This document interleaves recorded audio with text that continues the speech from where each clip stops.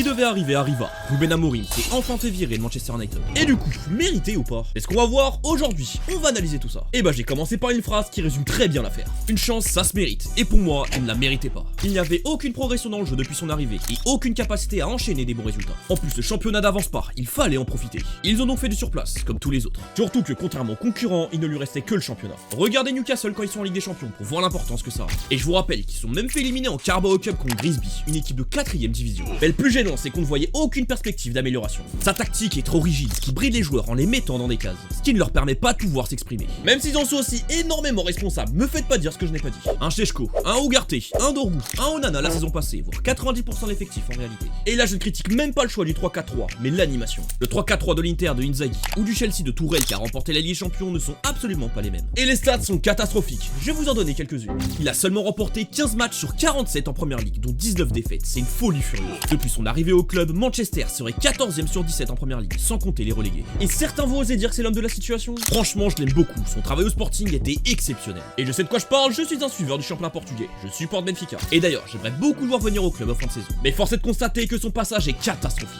Il va même sûrement rester dans l'histoire comme le pire coach passé au club, depuis Ferguson en tout cas. Et malgré tout ce que je suis en train de vous dire, oui, ce n'est pas le plus grand responsable. Les plus grands responsables restent la direction, qui lui ont offert un effectif déséquilibré et inadapté pour sa manière de jouer. Surtout qu'ils l'ont choisi pour ça, pour qu'il apporte une empreinte tactique à l'équipe. Alors du coup, voici ma conclusion. Amorim n'est clairement pas le plus grand responsable, mais malheureusement, il faisait aussi partie du problème. Rien n'est tout noir, rien n'est tout blanc, tout est une nuance de gris. Sauf l'avenir du club, qui lui s'enfonce de plus en plus dans un tunnel sans fin. Like et abonne-toi pour plus de vidéos foot.